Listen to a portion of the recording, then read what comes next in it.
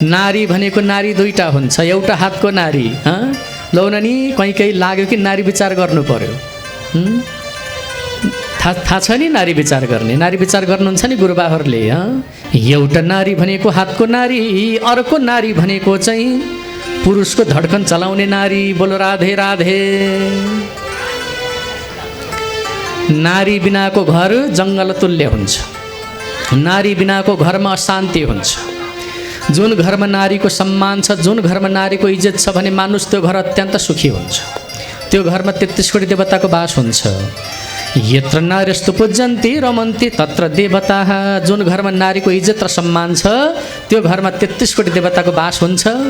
त्यसैले नारीको सम्मान गरौँ, गृहलक्ष्मीको इज्जत गरौँ। कसैले पनि नारीलाई दासी नबनाऊ। नारी भनेको लक्ष्मीको स्वरूप हुनुहुन्छ। नारी भनेको सृष्टिकर्ता माता हुनुहुन्छ। जगत जननी भुवनेश्वरी आमाको अवतार हुनुहुन्छ। नारीको अनुहार उज्यालो भएको घरमा सदाको लागि सुख भित्रिन्छ। त्यो घरमा कहिल्यै पनि दुःख आइपर्दैन। त्यसैले नारीको सबैभन्दा पहिला मैथुन धर्मबाट सृष्टिकल्पमा पनि जन्म भएको। आज उनै नारी भनेको धरती माता, उनै नारीको नाम नजपी मुक्ति पनि छैन नि। हामी दुईटा सीताको नाम लिन्छौँ हो। एउटा सीता भातको सीता, अर्को सीता रामकी सीता हो कि होइन? भातको सीता नभइकन आत्मा रहन्छ, अन्न पानीको शरीर रहला रहँदैन। कोही बेलामा भन्नुभएको थियो होला नि, हे अन्न तिमी रहेछौ धन्न, तिमी बिना मेरो आत्मा एकछिन पनि रहन्न, मैले सकिरहेको थिइनँ भन्न, मलाई बनाइदेऊ न टन्न। एउटा सीता भातको सीता, अर्को सीता रामकी सीता। अब दुई सीताको पनि महत्त्व रहेछ। रामकी सीताको नाम नजपी मुक्ति छैन, आमाको नाम बिना मुक्ति छैन। अनि भातको सीता नभइकन शरीर रहन्न। सबरी कथा सुन्नु भएको छ, राम कथामा हामी भनौँला। रामलाई स्वागत गर्न कयौँ ब्रह्मकुलका, क्षत्रिय कुलका, वैश्य कुलका, शूद्र कुल लगायत विभिन्न कुलबाट हुनुहुन्थ्यो होला जङ्गलमा।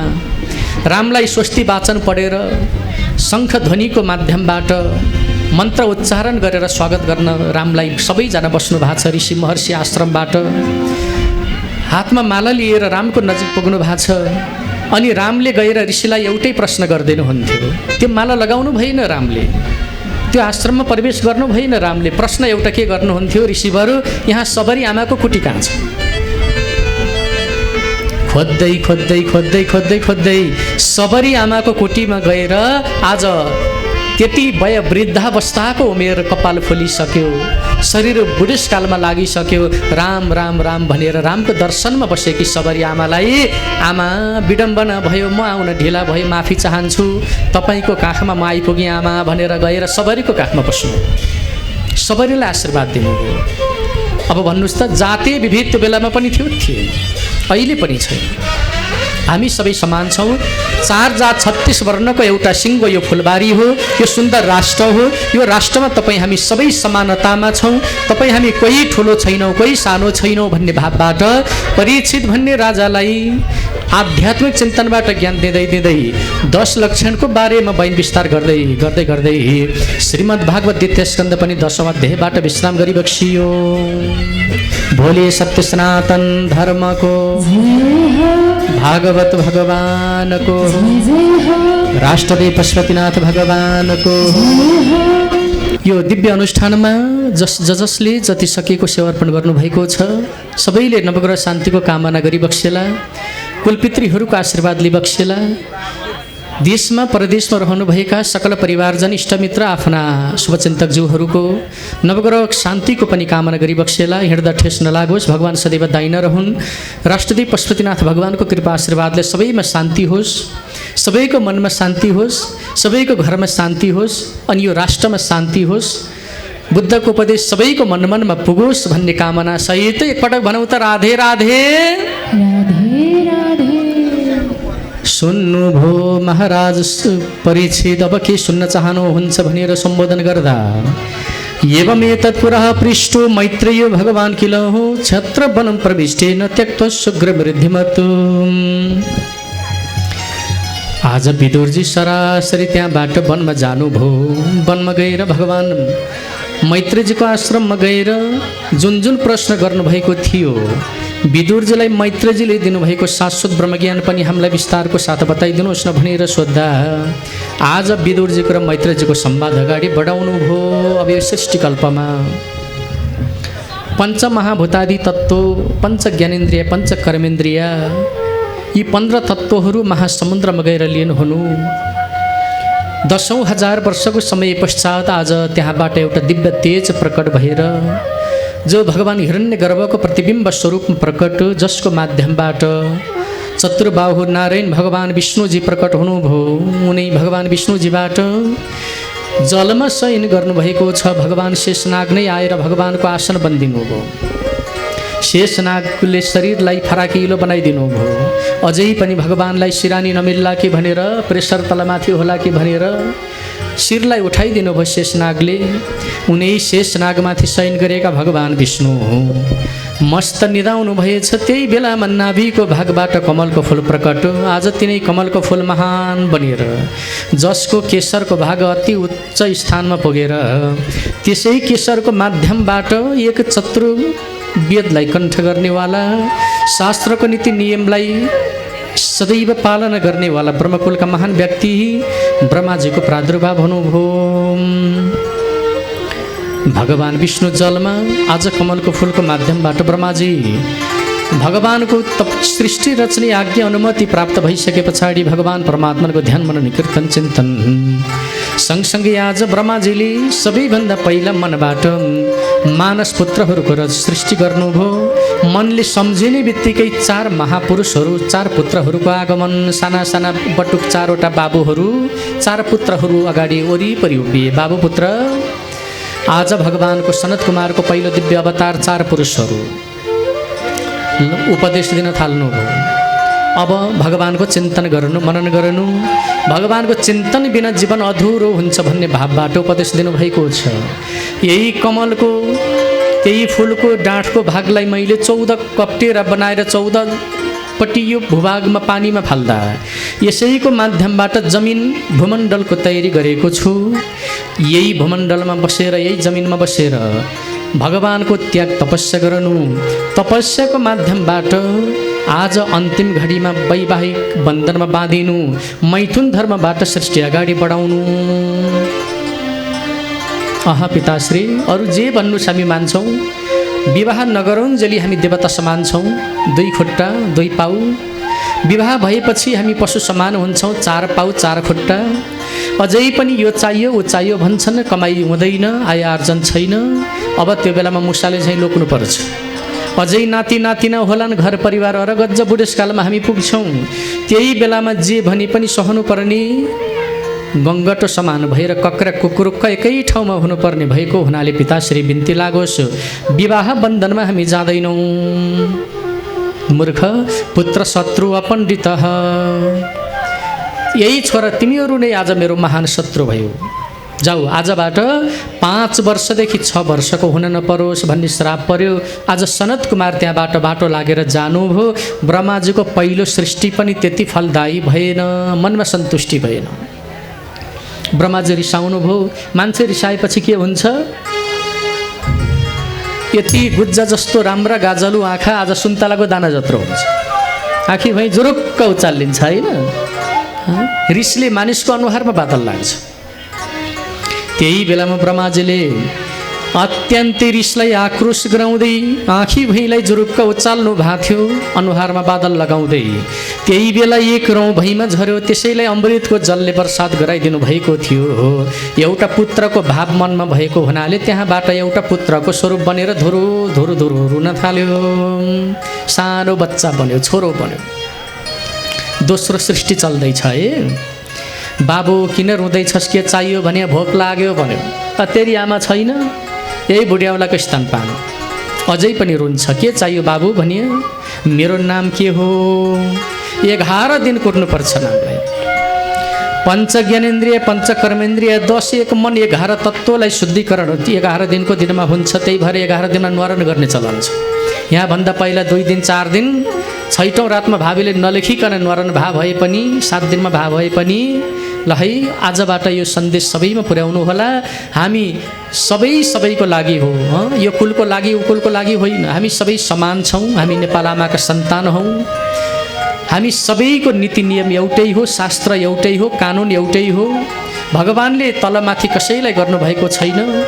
एउटा दुईटा व्यक्तिले तलमाथि गर्दैमा पनि चिन्तित नहुनुहोस्। यदि भगवान साथमा हुनुहुन्छ भने चिन्ता लिनु पर्दैन, तपाईँको जित पक्का हुनेछ। भन्नु त राधे राधे। हामी सबैको न्वारन 11 दिनको दिनमा हुन्छ हुँदैन? अब नाम के भएछ त भन्दा उत्पत्ति हुने बित्तिकै धुरु धुरु धुरु धुरु रोएको हुनाले बच्चाको नाम भएछ रुद्र, शिवजीको स्वरूप, अंश अवतार। अझै पनि रुन्छ। बाबु के भयो, किन रुन्छस् भने म त विवाह गर्ने हो भन्छै। ल जन्मेछ, तेरा दाजुहरू विवाह गर्दिन भनेर गए। ल बाबु क्या बात, तेरो जय होस्। एउटी अप्सरालाई सृष्टि गरिदिनु भो, यिनै अप्सराको साथमा जानु, आफ्नो मालिक भोलानाथ रुद्रको तपस्या गर्नु, भगवानको कृपाले गृहस्थीमा फर्किनु, मैथुन धर्मबाट सन्तानलाई जन्म दिनु, सृष्टिलाई थाम्नु। ल बाबु यति काम गर है भने हुन्छ त भन्यो। ब्रह्माजी आफ्नो ध्यानपट्टि लाग्नु हो, फेरि पनि घुक्क घुक्क घुक्क रुन थाल्छ। बाबु त किन रुन्छस् फेरि, के भयो? पिताश्री मलाई त एउटीले हुँदैन, 11 रोटी चाहिन्छ पो भन्छ है तेरो त्यसका सानमान। अहिले एउटीले कतिका भुङ्ग्रो ज्वरो आइरहेछ, थाल खाउन भात खाउँ। अब 11 रोटी चाहियो। अर्की 10वटी अप्सरालाई सृष्टि गरिदिनु, 11वटी अप्सरालाई अगल बगलमा लगाएर त्यहाँबाट अघि पछि लगाउँदै रुद्र जङ्गलपट्टिको सवारी। अब भन्न खोजेको कुरो के हो थाहा छ? झलक्क हेर्दा तै राम्रो, हेरिरहँदा मै राम्रो भन्छ रे के एउटाले। अब कुरो यहाँबाट गइरहेछ। 11 आवृत्ति रुद्री पाठ भएन भने रुद्र भगवान भोलानाथ प्रसन्न हुनुहुन्न। रुद्री पाठ गर्दा 11 आवृत्ति रुद्री पाठ गर्नुपर्छ।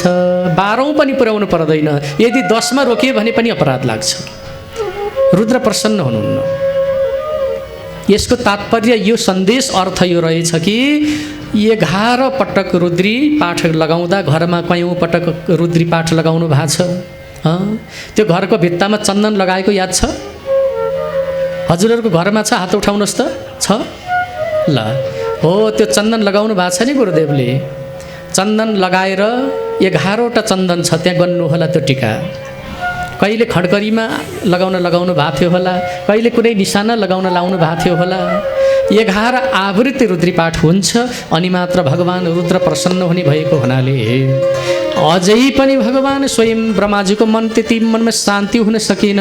मनबाट मरिची लगाए त अन्तिम काखबाट 10 पुत्र मध्येको कान्छो छोरो जसको नाम हो नारद, 10वटा मानस पुत्रहरू प्रादुर्भाव हुनुभयो।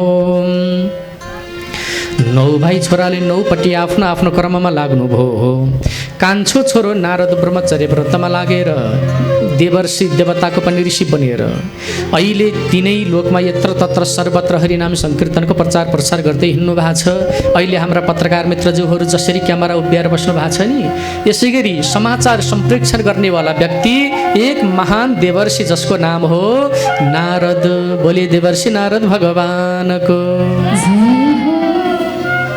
नारद ऋषि देवर्षि बन्नुभयो, हरिनाम संकीर्तनलाई जोड दिएर हिँड्नुभयो। अझै पनि यो सृष्टि त्यति राम्रो भए जस्तो लागेन। तल्ला माहला ओठबाट धर्म अधर्म लगायत शरीरका दाहिने अङ्गको भागबाट देवताहरू, देब्रे अङ्गको भागबाट जाङको भागबाट दानवी पुत्रहरूको प्रादुर्भाव। केही खान नपाएर ब्रह्माजीलाई झम्टिँदा सारा देवीहरूलाई सृष्टि गरिदिनु भयो। आज सबै भुल्न थाले अनि ब्रह्माजीले भागेर जो बचाउनु। यो पृथ्वीलाई हिमाल पहाड तराई जसलाई गएर बस्तीको क्षेत्र, जङ्गलको क्षेत्र, पानीको क्षेत्रमा तयारी गर्नुभयो। आज पृथ्वीलाई गाईको स्वरूप बनाएर दुहुनुभयो। अब बिस्तारै अन्न उत्पादन हुन थाल्यो। सबैले अब भोजन गर्न पाए। अन्न बिस्तारै क्रम उत्पादन भइरहेछ। समय तालिका बनाउनु भयो। समय तालिका मध्येमा समय तालिका अनुसार कसैले पनि काम गरेन भने त्यो काममा विघ्न बाधा आउँछ। भगवानले समय तालिका पनि ब्रह्माजीले तयारी गर्नुभएको छ। यही समय तालिका अनुसार सबैले चल्नुपर्ने, यही नियमअनुसार तिथिबार नक्षत्र योग मुहुर्त ऐन पक्ष ऐन लगायत 365 दिन सरदर, जसलाई 1 वर्ष मानेर 1 संवत्सर मानेर यसैको माध्यमबाट सरदर आयु 60 वर्ष थप गर्दै गर्दै जाँदा अहिले मनुष्यको आयु 100 वर्ष। बोलो राधे राधे। अब यही 100 वर्षको आयु छ, 50 वर्ष मस्त सुतेर जानी हो, गयो कि गएन? बाँकी 50 वर्ष छ। त्यही 50 वर्षमा जन्मेदेखि 20 वर्षसम्म अल्लारेपन त्यति हामी हल्लेर रमाएर खेलेर खाने बेला, त्यो बेलामा पनि हामीले केही राम्रो काम गर्न सकेनौँ। 70 वर्ष गएन, 80 वर्षबाट माथि 100 वर्षको समय अवधि भनेको हामीले बुढेसकालमा पनि त्यति राम्रो केही सत्कर्म गर्न सक्दैनौँ। त्यो 20 वर्ष पनि गयो भनेपछि 90 वर्ष गयो। अब बाँकी कति छ? 10 वर्ष। यही 10 वर्षमा जे गर्नु छ, गृहस्थीको धर्ममा रमाउने, देश विदेश सारा सबै घुमफिर गर्ने, कमाउने जमाउने, बालबच्चाको हातमुख जोडाउने, शिक्षा दीक्षा दिने, संस्कार सिकाउने, यही गृहस्थीको धर्ममा भुलेर बस्दा मैले यति गरेँ, म नभए के हुन्थ्यो कहिल्यै नभन्नु, केही गर्न भ्याइँदैन। आयु कति छ? जम्मा 100 वर्ष छोटो छ। यदि मान्छेले सबै काम मैले गरेको हो भनेर काम गर्न भ्याउने थियो भने करिब 400 वर्षको आयु हुनु पर्थ्यो। भन्दैौ त राधे राधे। अब यति छोटो आयुमा केही गर्न भ्याइएला? केही पनि भ्याइँदैन। केही नसके पनि हातमा काम र मुखमा राम नभुलौँ, हरिनाम सङ्कीर्तनलाई जीवनमा कहिल्यै भुल्दै नभुलौँ। आज विशेष वराहावतार भगवानको दिव्य लीला नाटक हामी दर्शन गराउनेछौँ। देवलीला हजुरहरू सबैजना यो पण्डालमा प्रवेश गरिदिनु होला। केही समयमा हामी देवलीला प्रस्तुत गर्नेछौँ। सुन्नुभो सौनकादि ऋषि मुनिहरू, अब के सुन्न चाहनुहुन्छ? ब्रह्माजीबाट सृष्टि अगाडि बढिरहेको बेलामा अझै पनि ब्रह्माजीको मनमा त्यति शान्ति भएन।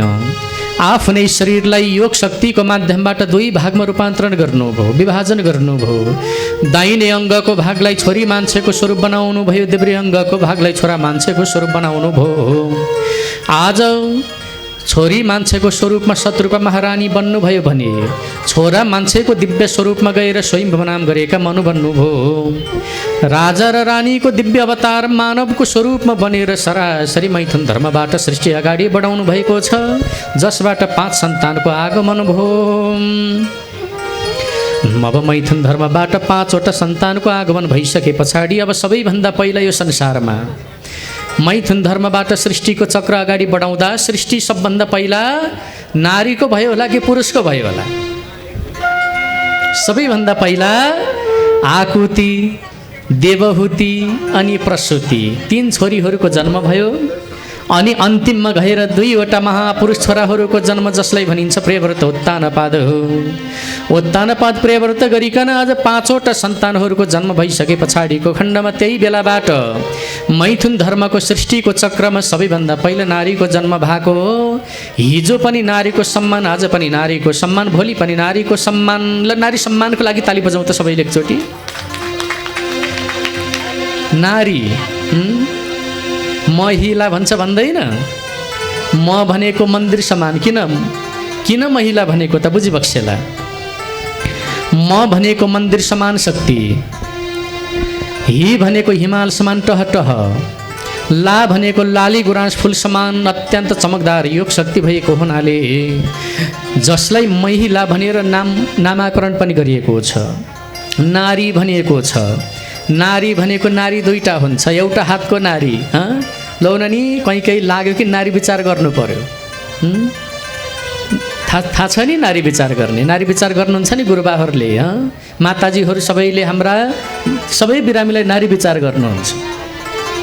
एउटा नारी भनेको हातको नारी, अर्को नारी भनेको चाहिँ पुरुषको धड्कन चलाउने नारी। बोलो राधे राधे। नारी बिनाको घर जङ्गल तुल्य हुन्छ। नारी बिनाको घरमा अशान्ति हुन्छ। जुन घरमा नारीको सम्मान छ, जुन घरमा नारीको इज्जत छ भने मानुष त्यो घर अत्यन्त सुखी हुन्छ। त्यो घरमा 33 कोटी देवताको बास हुन्छ। यत्र नारीस्तु पूज्यन्ति रमन्ति तत्र देवताः। जुन घरमा नारीको इज्जत र सम्मान छ त्यो घरमा 33 कोटी देवताको बास हुन्छ।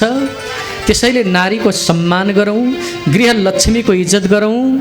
कसैले पनि नारीलाई दासी नबनाऊ। नारी भनेको लक्ष्मीको स्वरूप हुनुहुन्छ। नारी भनेको सृष्टिकर्ता माता हुनुहुन्छ। जगतजननी भुवनेश्वरी आमाको अवतार हुनुहुन्छ। नारीको अनुहार उज्यालो भएको घरमा सदाको लागि सुख भित्रिन्छ। त्यो घरमा कहिल्यै पनि दुःख आइपर्दैन। त्यसैले नारीको सबैभन्दा पहिला मैथुन धर्मबाट सृष्टिकल्पमा पनि जन्म भएको। आज उनै नारी भनेको धरती माता, उनै नारीको नाम नजपी मुक्ति पनि छैन नि। हामी दुईटा सीताको नाम लिन्छौँ हो, एउटा सीता भातको सीता, अर्को सीता रामकी सीता हो कि होइन? भातको सीता नभइकन आत्मा रहन्छ, अन्न पानीको शरीर रहला रहँदैन।